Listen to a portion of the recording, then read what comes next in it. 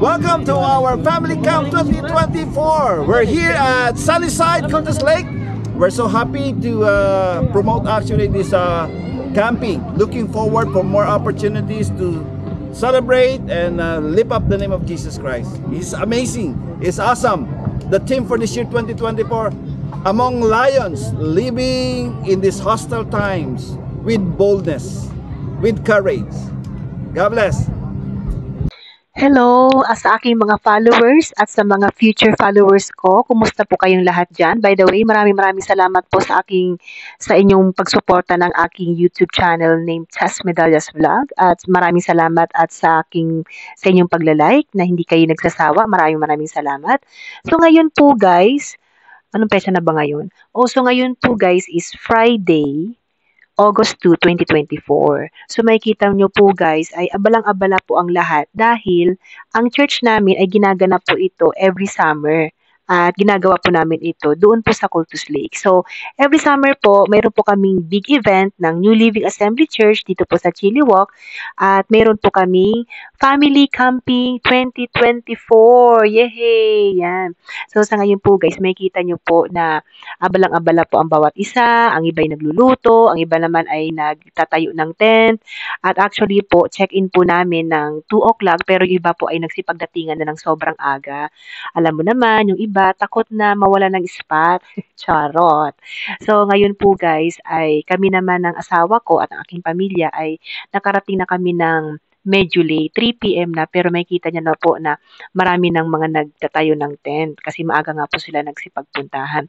So, napapansin niyo po guys na may kanya-kanya po kaming luto, kanya-kanyang dala ng mga lutuan, ng mga pagkain kasi actually po ay 100 plus po yung mga nagsipag-registered at magsisipagdatingan. So, medyo hirap po kami accommodate kung iisa lang ang magluluto o magpe-prepare, parang medyo magulo ang lahat. So, yung aming team ay iniba yung style. Kaya ginawa na lang namin is kanya-kanya na lang kaming luto. And then, share na lang sa isang table. So, at least, hindi na masyadong magulo at organize ang lahat. At saka, alam mo naman, tayo mga Pilipino, ang dami nating mga activities. Yan. So, mamaya po ipapakita ko po sa inyo yan. Dito na po sila, mga Itayugans, mga taga-Suri. And first time camping. First time nila. At dito pa sa Chilliwack. 2024 NLA Group Camp. Yan. Excited sila. 3 nights. 4 days and 3 nights. Yoo-hoo! Enjoy the day!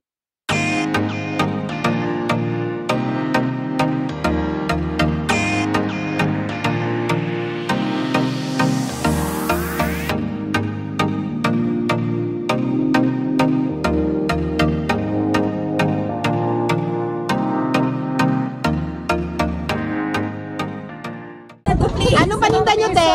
Ito, dinuguan, adobo, igano. Brazilian po ako.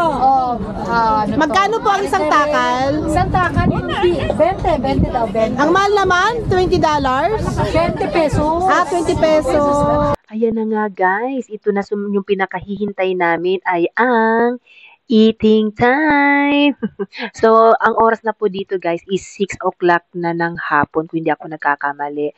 So, tapos na po yung iba na mag-set up ng tent at yung iba po ay nagdala na po ng pagkain. Actually nga po guys, ang first day namin is magdala ng kanya-kanyang pagkain. At syempre, hindi maiwasan ang bring and share sa isang lamesa.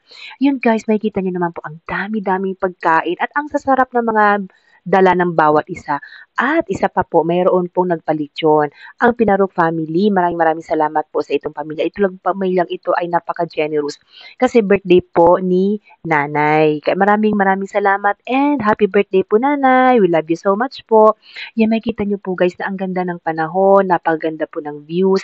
Pagtingin nyo po sa kanan ay makikita nyo po ay ang napakagandang at napakalaking Cultus Lake. Very refreshing po yung time na ito.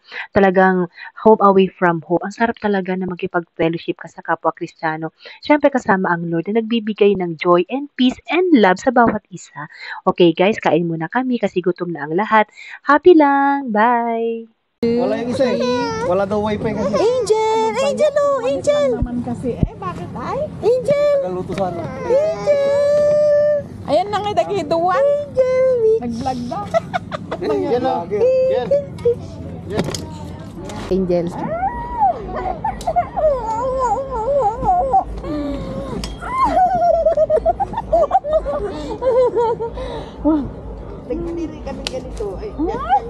Ito lang yung dalan yung ganito.